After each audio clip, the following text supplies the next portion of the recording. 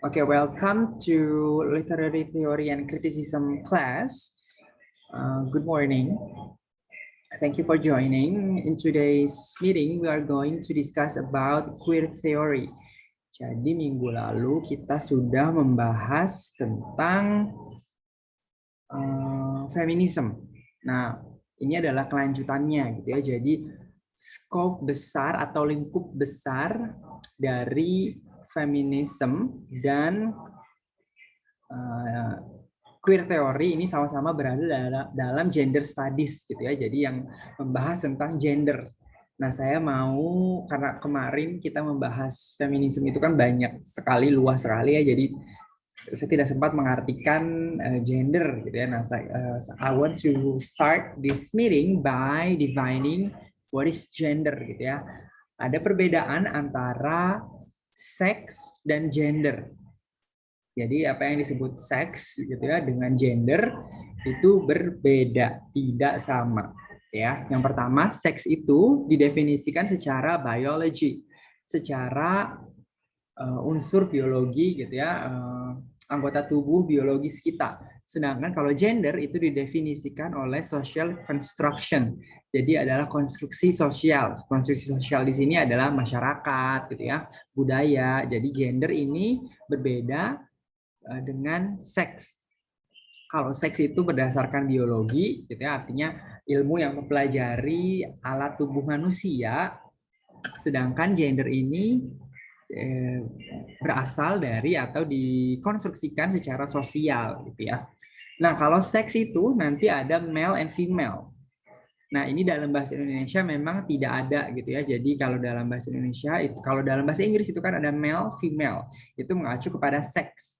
Berbeda dengan men and women. Men and women itu jatuhnya adalah gender gitu ya. Saya tambahkan di sini men and women. Kenapa men and women gitu ya? Ini bisa saya tambahkan lagi. Jadi nanti penis and vagina. Nah, kalau dalam bahasa Inggris itu ada perbedaan antara male female dengan men and women. Kalau dalam bahasa Indonesia tidak ada ya, hanya ada laki-laki, perempuan, pria, wanita gitu ya. Jadi perbedaan di antara laki-laki, perempuan dengan pria dan wanita itu mungkin ada perbedaan, tapi dari unsur dari asal usul katanya, tetapi secara definisi kita mengartikan laki-laki perempuan, pria wanita itu tidak ada perbedaan sebenarnya gitu. Ini berbeda dengan dalam bahasa Inggris. Kalau dalam bahasa Inggris, male and female itu biasanya ketika menanyakan seks. Jadi di ID card gitu di KTP nanti ada male and female, itu artinya mengacu kepada alat kelamin yang kita miliki atau genitals gitu ya. Ini berbeda dengan men and women. Nah, kalau dalam gender itu men and women. Nah, gender ini gitu ya, kalau tadi seks itu secara biologis gitu ya, ada male and female yang dibedakan berdasarkan alat kelaminnya gitu ya, genital. Sedangkan kalau gender karena dia adalah konstruksi sosial gitu ya, jadi tidak ada sosial itu kan bukan eksak ya, bukan seperti sains, ilmu pengetahuan alam yang eksak gitu ya, yang eksakta, yang pasti 1+1 selalu 2 gitu ya. Ilmu sosial itu kan tidak seperti itu. Jadi gender ini pembedanya itu bukan tidak ada pembeda yang secara biologis yang bisa kita lihat, kita sentuh gitu ya. Nah, kalau gender ini nantinya men and women itu didefinisikan lagi berdasarkan maskulin, feminin, effeminate atau tomboy. Jadi maskulin, feminin, effeminate itu laki-laki yang keperempuan-perempuanan gitu ya, sisi atau bahasa kasarnya, bahasa anak mudanya ngondek gitu ya. Atau kalau perempuan ada tomboy gitu ya. Nah, ini kan maskulinitas, femininitas, ngondek itu tadi atau tomboy ini kan bisa berbeda, tidak selalu berjalan beriringan dengan alat kelaminnya gitu. Jadi ada laki-laki yang feminin, yang effeminate itu tadi. Ada perempuan yang maskulin, tomboy itu tadi gitu. Jadi tidak selalu sama dengan atau berjalan beriringan inline gitu ya. Jadi bisa ada perbedaan. Kalau perbedaan lagi antara seks dan gender, kalau seks itu gitu ya ditandai oleh penis dan vagina gitu ya. Penis and vagina. Sedangkan kalau gender itu adalah sexual orientation. Artinya nanti walaupun punya penis gitu ya, tetapi bisa saja dia tertarik secara orientasi seksualnya itu tertarik kepada penis lagi, artinya homoseksual gitu ya. Begitu juga dengan vagina. Ada orang yang memiliki vagina tetapi orientasi seksualnya juga tertarik kepada vagina gitu ya. Nah, ini jadi tidak mesti kalau seks itu kan orang yang memiliki penis tertarik kepada vagina gitu ya. Begitu juga sebaliknya. Tetapi kalau gender ini tidak seperti itu gitu ya. Jadi sexual orientation itu walaupun memiliki penis bisa saja dia tertarik kepada penis lagi, ataupun memiliki vagina tertarik kepada vagina lagi, tidak selalu lawan jenisnya gitu ya. Lalu juga kalau seks gitu ya, pembedanya lagi adalah bodily strength atau physical strength. Artinya adalah atlet gitu ya. Makanya kenapa dalam atlet itu selalu cabang olahraga itu dibedakan antara laki-laki dan perempuan. Misalkan atletik gitu ya, lari itu nanti peraturannya antara laki-laki dan perempuan itu selalu dibedakan. Rondenya, cabang olahraganya pun dibedakan gitu ya. Dalam bulu tangkis ada bulu tangkis putra putri gitu ya, ganda putra ganda putri campuran gitu ya. Itu kan dibeda-bedakan karena memang secara biologis gitu ya, laki-laki dan perempuan membawa kekuatan fisik atau jasmani yang berbeda memang ketahanannya gitu ya. Walaupun mungkin kalau sekarang tidak seperti itu ya. Jadi ada juga perempuan yang kuat gitu, yang bisa misalkan mengangkat, ada juga perempuan yang bisa mengangkat beban lebih dari laki-laki gitu ya. Tetapi kalau dalam cabang olahraga biasanya selalu dibedakan gitu, karena misalkan binaragawati gitu ya mengangkat bisa menjadi juara kalau dia bisa mengangkat 100 kilo gitu ya. Tetapi kalau laki-laki nanti 150 kilo gitu ya, aturannya akan berbeda. Nah, ini berbeda dengan gender. Kalau gender, kalau tadi seks itu berdasarkan kekuatan fisiknya gitu ya. Kalau gender ini misalkan aktif dan pasif. Aktif dan pasif ini kan tidak berjalan beriringan gitu ya dengan jenis kelaminnya. Ada perempuan yang aktif, ada laki-laki yang pasif gitu ya. Jadi kalau gender itu artinya di luar, pendefinisiannya di luar biologis gitu ya, tetapi secara sosial, konstruksi sosial. Jadi tidak ada hubungannya dengan apa yang kita bawa dari lahir gitu ya, seperti alat kelamin ya gitu, itu di luar konstruksi sosial. Tetapi nantinya gitu ya, apa yang kita bawa dari lahir gitu ya, artinya seperti alat kelamin, itu nanti dikonstruksikan secara sosial menjadi gender itu tadi yang berbeda dengan seks. Sampai sini apakah bisa dipahami? Bisa, Mister. Ini saya dari tadi mengatakan penis, vagina gitu ya, itu bukan untuk jorok-jorokan, tetapi memang untuk knowledge gitu ya, untuk pengetahuan. Nah, berikutnya gitu ya, queer theory. Jadi queer theory ini muncul tahun 1990-an. Jadi lumayan baru gitu ya, hampir seumur dengan saya teori ini gitu. Lalu teori ini tadi saya sudah jelaskan satu skop besar gitu ya, berada dalam gender studies sama dengan feminism. Kenapa gitu ya?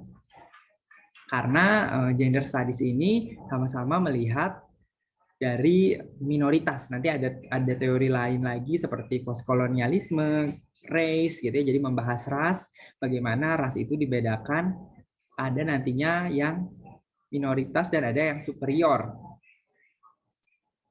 Lalu ada juga minoritas dan superior itu didasarkan dari kemampuan ekonomi. Jadi orang kaya itu kuat, sedangkan orang miskin itu lemah. Itu nanti Marxism. Nah, kalau feminism dengan queer theory ini melihat secara gender gitu ya, bagaimana perempuan dan perempuan itu dianggap sebagai second class citizen gitu ya. Jadi kelas kedua gitu, masyarakat kelas 2. Yang masyarakat kelas pertamanya siapa? Laki-laki gitu ya. Tetapi laki-laki yang tidak sesuai dengan konstruksi sosial gender itu tadi, itu juga ternyata masuk ke dalam masyarakat kelas kedua gitu ya. Laki-laki yang seperti apa tadi contohnya, yang misalkan laki-laki yang feminin gitu ya. Sehingga spektrum gender itu ya bukan hanya laki-laki dan perempuan gitu ya, tetapi nanti ada tadi contohnya laki-laki yang feminin, ada perempuan yang maskulin gitu ya. Jadi batas antara garis antara laki-laki dan perempuan itu ada spektrumnya, ada namanya in betweens. Jadi ada perempuan yang mungkin kadar maskulinnya tinggi, ada laki-laki yang kadar femininnya tinggi gitu ya. Jadi ada spektrum dalam satu garis. Di sini laki-laki, di sini perempuan. Ini ada yang di tengah-tengahnya nih, ada yang laki-laki yang lebih condong ke perempuan-perempuanan, ada perempuan yang lebih cenderung ke laki-lakian yang maskulin itu tadi gitu ya. Nah, ini namanya adalah di in between. Jadi ada spektrum antara gender dan sexuality. Jadi walau sebenarnya nantinya gitu ya, kok bisa ada laki-laki yang feminin. Nah, ini kajian ilmiah gitu secara biologis pun sebenarnya ada dasarnya gitu ya. Misalkan dia membawa banyak gen dari ibunya. Jadi kan kromosom XXY gitu ya. Nanti ini terlalu banyak Y-nya, sehingga artinya hormonnya banyak estrogen sehingga laki-laki ini menjadi feminin. Lalu nanti ada perempuan, kenapa kok bisa menjadi tomboy, menjadi maskulin? Ternyata dia membawa gen dari ayahnya terlalu banyak gitu ya. Jadi harusnya XXY ini bisa jadi X semua gitu ya, dan di dalam hormonnya itu banyak hormon testosteron gitu ya, jadi dia lebih ke tomboy. Nah, sehingga gender studies gitu ya yang membawahi teori feminisme dan queer teori ini gitu ya, jadi mendefinisikan gitu ya laki-laki, bukan hanya laki-laki dan perempuan saja gitu, tetapi ada juga kategori-kategori lain di antara laki-laki dan perempuan itu gitu. Jadi ada yang maskulin, feminin, ada yang bisa laki-laki feminin atau perempuan yang tomboy gitu, seperti itu. Jadi tidak hanya mendefinisikan laki-laki ya lawannya perempuan, bukan lawannya, tapi binari, posisi biner. Jadi kalau hitam itu lawannya putih, tetapi kan ada juga abu-abu gitu ya. Merah lawannya putih, tetapi ada kok merah muda, ada pink gitu ya. Sama seperti itu gitu ya. Gender pun melihat seks gitu ya, atau jenis kelamin seperti itu gitu ya. Oke, berikutnya kita masuk ke fokus dari queer teori gitu ya. Queer teori ini fokus kepada bagaimana gitu ya gender dan seksualitas itu didiskusikan dalam sebuah karya sastra ya. Jadi queer ini sebenarnya artinya adalah strange atau aneh gitu ya. Jadi yang tidak sesuai dengan norma-norma yang ada di masyarakat. Contohnya tadi laki-laki kok feminin, perempuan kok maskulin. Gitu. Itu kan tidak sesuai dengan konstruksi sosial masyarakat terhadap jenis kelamin gitu ya. Kalau jenis secara konstruksi sosial normanya gitu ya, laki-laki itu ya harus maskulin, perempuan ya harus feminin. Tetapi kan tidak seperti itu gitu ya.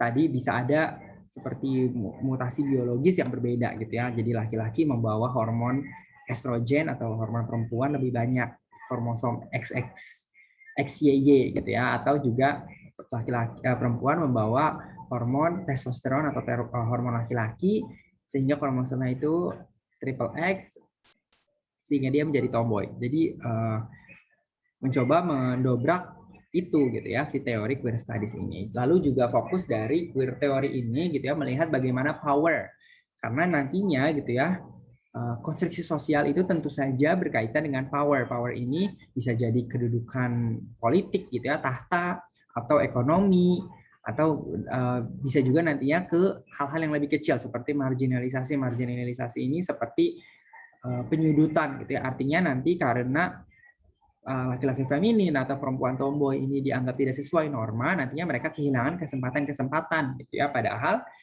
secara kemampuan ya mereka sama saja, kemampuan intelektual gitu ya, artinya mereka ya sama saja dengan laki-laki yang feminin, laki-laki yang maskulin atau perempuan yang feminin gitu. Jadi di situ akan ada disudutkan gitu loh. Perempuan yang maskulin atau laki-laki yang feminin itu akan disudutkan. Nah, teori queer ini membahas hal itu gitu ya, bagaimana karakter-karakter dalam novel gitu ya, jalan cerita, penulis mendeskripsikan gender dan seksualitas ini.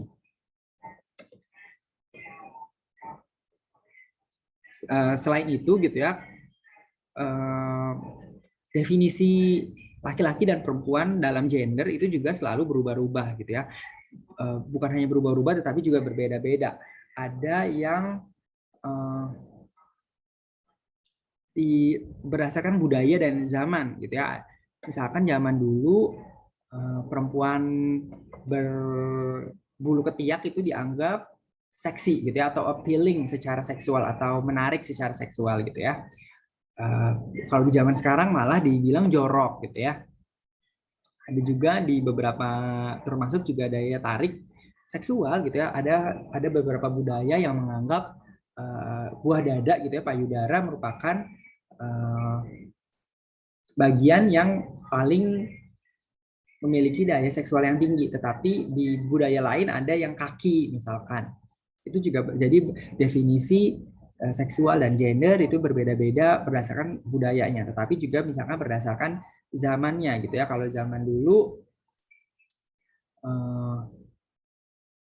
secara tradisional laki-laki harus feminin, laki-laki harus maskulin, perempuan harus feminin, tetapi seiring berjalannya waktu itu semakin bergeser gitu ya, terutama juga nanti dengan munculnya teknologi-teknologi di bidang kedokteran. Jadi yang laki-laki bisa menjadi perempuan, yang perempuan bisa menjadi laki-laki gitu ya, melalui surgery gitu ya, atau operasi rubah kelamin gitu ya, seperti yang banyak di Thailand gitu ya, yang di Korea. Kalau di Indonesia ya contohnya seperti Cinta Luna gitu ya. Itu kan perkembangan teknologi memungkinkan hal-hal seperti itu untuk terjadi gitu ya. Sehingga struktur dari apa ya, struktur yang menentukan laki-laki itu harus seperti apa, perempuan harus seperti apa, itu juga berubah gitu. Bukan hanya berubah karena memang fenomenanya gitu ya berubah, sehingga cara kita menilai apa yang ada di dalam karya sastra juga harus ikut berubah gitu ya. Nah, nanti ini masuknya gitu ya ke isu-isu atau pendirian dari queer theory. Queer theory ini bertujuan ya untuk mengekspos homofobia atau diskriminasi gender. Homofobia ini adalah ketakutan atau kebencian terhadap homoseksual, artinya yang laki-laki atau perempuan yang suka kepada sesama jenis gitu ya. Kalau di feminisme itu kan melawan misogyny gitu ya, atau kebencian terhadap perempuan. Kalau di queer theory ini mencoba melawan homofobia, tapi ada juga nanti transfobia gitu ya, karena ubah gender itu kan sudah dimungkinkan gitu ya. Jadi banyak juga kejadian-kejadian yang transfobia ini muncul, termasuk juga gender discrimination. Artinya nanti laki yang feminin misalkan tidak bisa masuk ke TNI gitu ya, padahal secara fisik ya mereka bisa-bisa saja, kuat-kuat saja dan memiliki kemampuan juga, karena kan di TNI juga bukan hanya seperti tenaga fisik saja yang dibutuhkan, tetapi juga kan ada intelek juga sebenarnya dalam TNI gitu ya. Lalu queer teori ini juga mengkritisi struktur sosial dari heteronormativitas, gitu ya, heteronormativity. Jadi misalkan pasangan sesama jenis gitu ya, kalau di luar negeri kan sudah boleh menikah, nanti mereka ini bisa adopsi gitu ya. Nah, ketika adopsi anaknya ini tumbuh besar sekolah gitu ya, tetapi kok mereka ini orang tuanya sama-sama perempuan, jadi memiliki dua ibu atau dua mama gitu ya, atau bisa juga anak ini memiliki dua bapak atau orang tuanya ini sama-sama laki-laki gitu ya. Nanti di situ bagaimana, apakah mereka dalam cerita gitu ya, apakah si anak ini atau orang tua ini menghadapi atau mengalami diskriminasi gitu ya, karena efek dari normativitas gitu ya. atau struktur sosial yang menekankan kalau keluarga itu ya harus ibu, bapak, anak laki-laki, anak perempuan gitu ya. Tidak ada yang bapaknya dua atau ibunya dua dan anak-anaknya, bukan seperti itu gitu ya. Nah, heteronormativity ini juga berasal dari cisgender, artinya adalah cisgender ini adalah kalau laki-laki secara biologis punya penis ya harus maskulin gitu. Perempuan punya vagina harus feminin. Ini juga si queer teori ini juga mencoba mendobrak batasan-batasan kalau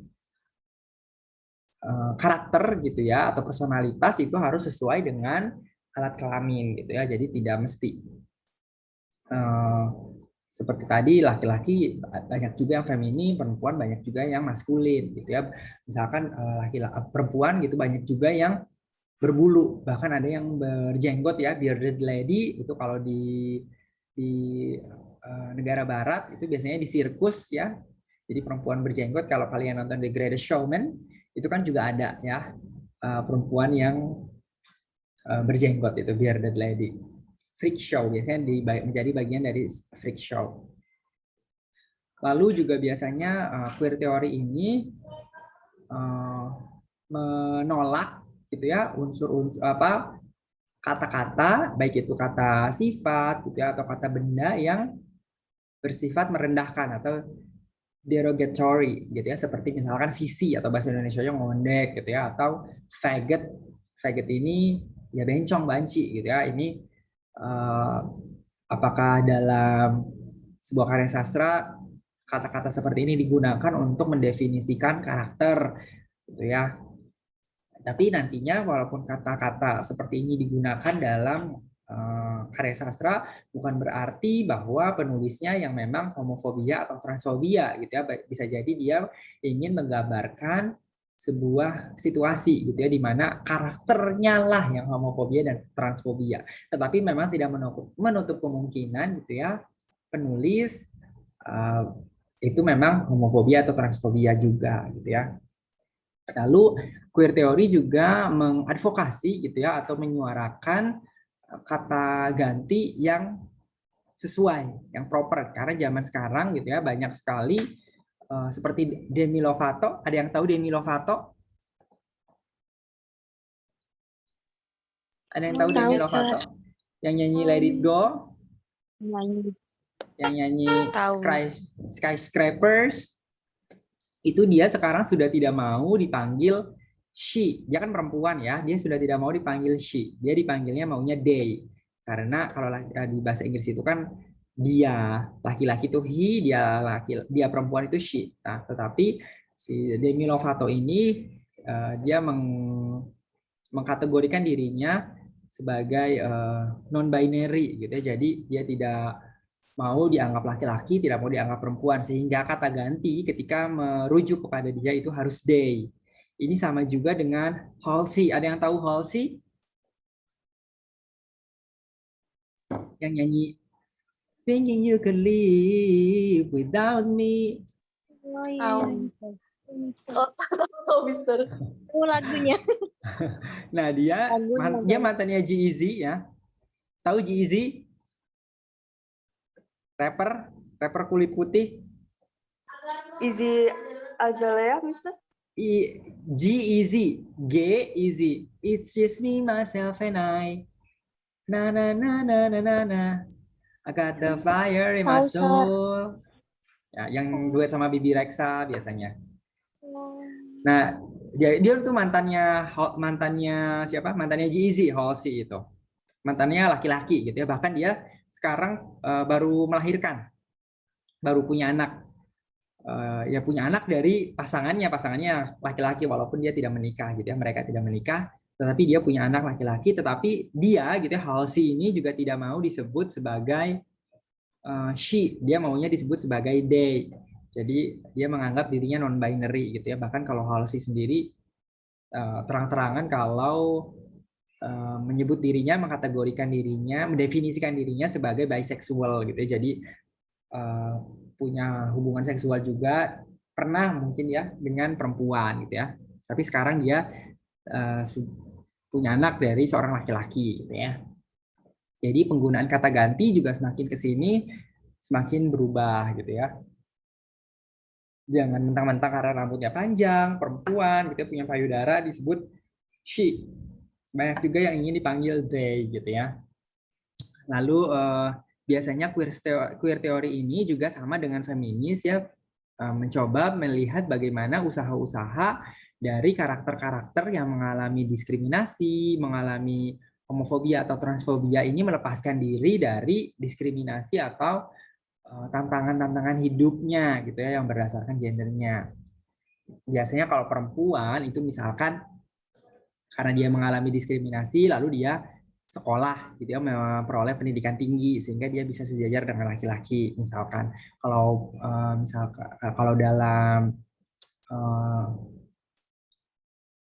queer studies misalkan seperti contohnya Harry Styles. Harry Styles itu kan ketika tampil baik itu di acara musik secara live gitu ya atau tampil di majalah gitu ya, foto, dia kan sering sekali menggunakan dress, gaun-gaun, baju-baju perempuan gitu ya. Tetapi ya dia laki-laki gitu. Jadi apakah keberanian dia dalam mengekspresikan dirinya tanpa ada batasan norma gender itu tadi, apakah kebebasan itu bisa dijadikan atau dianggap sebagai usaha dia untuk melepaskan diri gitu ya dari batasan-batasan gender atau seksual yang tercipta dari konstruksi sosial gitu ya. Jadi itu yang biasanya dikaji ketika kita melihat sebuah novel dari sisi atau menggunakan teori queer. Lalu ini ada beberapa terminologi ya dalam terutama karena queer teori ini kan mengkaji kehidupan atau fokusnya mengkaji kehidupan dan komunitas dari LGBTQIAP+. Jadi banyak makin panjang gitu ya. Kalau kalian mungkin di Indonesia lebih familiar dengan LGBT. Tapi kalau di luar negeri sendiri sudah ada QIAP+. Nah, masing-masing letters gitu ya, abbreviation ini singkatan yang diambil huruf depannya saja itu namanya abbreviation. Akronim. Ya, dari akronim ini L-nya itu adalah kependekan dari lesbian, G-nya itu mewakili gay ya, homoseksual, biasanya laki-laki yang suka laki-laki. Kalau lesbian berarti perempuan yang suka perempuan. Lalu ada bisexual, jadi ini laki-laki misalkan bisa suka ke laki-laki juga sama juga ke perempuan. Begitu juga perempuan bisa suka sama laki-laki tapi juga sama ke perempuan. Ada yang transgender, artinya transgender ini nantinya bisa melakukan surgery gitu ya, artinya merubah alat kelaminnya atau juga hanya bisa melalui berdandan gitu ya, seperti misalkan waria gitu ya. Lalu ada queer ini yang berpakaian aneh, misalkan tadi seperti Harry Styles, dia ini tetap laki-laki gitu ya, tetap suka perempuan tetapi dia memakai gaun-gaun perempuan gitu ya. Lalu ada intersex. Intersex ini artinya dia seperti bebas secara kehidupan seksualnya gitu ya. Lalu ada juga aseksual. Aseksual ini tidak memiliki daya tarik seksual, jadi tidak tertarik ke laki-laki, tidak juga ke perempuan. Lalu ada panseksual. Panseksual ini yang tidak mau didefinisikan secara laki-laki atau secara perempuan. Tadi contohnya seperti Demi Lovato gitu ya, dia tidak mau, dia maunya tidak mau dipanggil she, dia mau dipanggilnya they. Lalu ada questioning. Jadi masih ragu gitu ya, sebenarnya nanti seksual orientasi aku ini akan suka kemana, jadi masih mencari jati diri seksual gitu ya. Jadi biasanya remaja gitu, dia laki-laki tapi kok sukanya ke laki-laki juga, jadi ini dia biasanya gitu ya ada tahap-tahapnya. Nanti ini kaitannya dengan psikoanalisis gitu ya, jadi tahap-tahap pertumbuhan ada 8 itu nanti misalkan dia ada miss di mana gitu ya, sehingga bisa berubah. Harusnya laki-laki suka ke perempuan, tapi kok ini suka laki-laki lagi gitu ya. Tapi sekarang gitu ya homoseksual gitu ya sudah tidak dianggap sebagai penyakit oleh Asosiasi Psikologi Amerika atau APA. American Psychology Association itu sudah tidak menganggap homoseksualitas sebagai sebuah penyakit ya. Jadi makanya tidak bisa menggunakan istilah-istilah yang merendahkan. Lalu ini tipe-tipe pertanyaan yang biasanya digunakan dalam kajian karya sastra yang menggunakan teori queer gitu ya. Jadi elemen apa saja yang bisa dianggap sebagai maskulin atau feminin dalam mendeskripsikan sebuah karakter gitu ya. Dan apakah karakter-karakter tersebut mendukung peran-peran tradisional laki-laki atau perempuan. Misalkan perempuan ya harus bekerja di rumah saja, laki-laki yang bekerja di luar gitu ya. Itu kan artinya mendukung peran laki-laki dan perempuan dalam kehidupan berkeluarga gitu ya. Lalu apakah ada elemen-elemen yang mempertanyakan gitu ya atau mencoba menggugat kemaskulinitasan dan kefemininitasan gitu ya. Bagaimana penulis ini menggunakan karakter-karakternya untuk mendobrak gitu ya apa yang dikategorikan sebagai maskulin dan apa yang dikategorikan sebagai feminin. Lalu bagaimana apakah gitu ya dalam mendefinisikan karakter apakah penulis ini jadi itu bukan hanya ada laki-laki perempuan tapi ada juga yang di tengah-tengahnya gitu ya. Jadi apakah ada laki-laki feminin, apakah ada perempuan tomboy gitu ya, dan apakah mereka mengalami diskriminasi gitu ya. Lalu bagaimana cara mereka melepaskan diri dari diskriminasi gitu ya. Lalu bagaimana misalkan dari sudut kebahasaannya literary devices, apakah ketika mendefinisikan karakter yang homoseksual atau karakter laki-laki feminin atau perempuan tomboy, penulis ini menggunakan kata-kata yang puitis atau malah menggunakan kata-kata yang derogatory atau yang merendahkan ya. Jadi itu bisa dilihat. Jadi banyak sekali sisi-sisi yang bisa dilihat. Lalu bagaimana permasalahan yang menimpa karakter-karakter yang queer ini tadi gitu ya, karakter-karakter yang LGBTQIAP gitu ya. Jadi itu akan dikaji. Lalu bagaimana juga misalkan penulis tidak secara terang-terangan gitu ya mengangkat tema queer, tetapi sebenarnya dia memasukkan simbolis unsur-unsur simbol, misalkan seperti bendera gitu ya, bendera LGBTQIAP+ itu kan bendera rainbow ya. Jadi ada merah, kuning, hijau, biru, ada 8 itu mewakili masing-masing elemen dari LGBTQIA+ itu tadi gitu ya.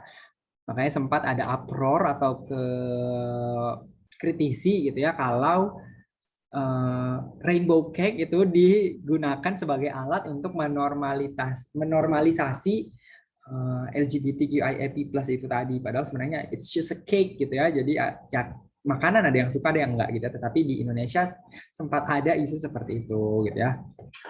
Lalu bagaimana misalkan apakah kehidupan homofobik seperti apa tindakannya gitu. Apakah secara sistem, artinya adalah sistemik itu biasanya mengakar dari pemerintah, atau ada juga apakah secara sosial, artinya kehidupan teman-teman, artinya di sekolah dibully gitu ya. Di sekolah dibully, di tempat pekerjaan tidak bisa naik pangkat, gitu ya, seperti itu. Nanti itu akan ada sebenarnya seperti itu. Atau juga misalkan kejadian seperti misalkan bunuh diri gitu ya. Kita kaji bunuh dirinya ini kenapa gitu ya. Kalau misalkan dari sisi feminis ada perempuan bunuh diri karena dia diperkosa gitu ya. Seperti misal contohnya di 13 Reasons Why itu bisa sekali dikaji menggunakan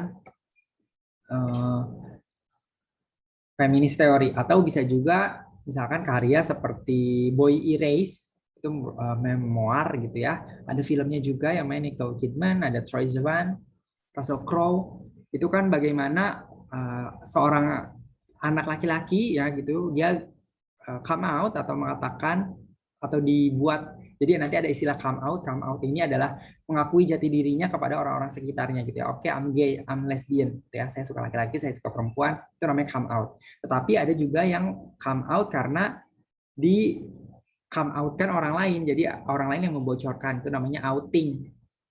Nah ini tidak boleh ya, tidak etis gitu. Jadi kalau ada teman kalian yang sepertinya dia suka perempuan atau kayaknya dia suka laki-laki, ya sudah biarkan saja selama tidak mengganggu kehidupan pribadi kita atau dia tidak melanggar privasi kita gitu ya. Jadi tidak boleh, tidak etis. Nah, ketika dia ini ketahuan gitu ya oleh orang tuanya kalau dia ini suka laki-laki, dia ini dimasukkan ke dalam conversion terapi untuk merubah dia gitu ya agar dia suka perempuan. Jadi kalau zaman dulu di Amerika banyak sekali gitu ya. Ini nanti ada kaitannya dengan agama, bagaimana agama melihat isu-isu homoseksualitas gitu ya. Jadi dia ini diberikan terapi-terapi listrik gitu ya. Padahal ya itu tidak bisa merubah dia gitu, malah merusak kesehatan mental, kesehatan jasmani gitu ya. Ini mungkin nanti kalian bisa mengkaji bagaimana apakah di Indonesia ada isu seperti ini, apakah pesantren gitu ya, pondok pesantren digunakan sebagai alat untuk mengkonversi homoseksual agar menjadi heteroseksual gitu ya. Itu bisa menjadi topik yang menarik.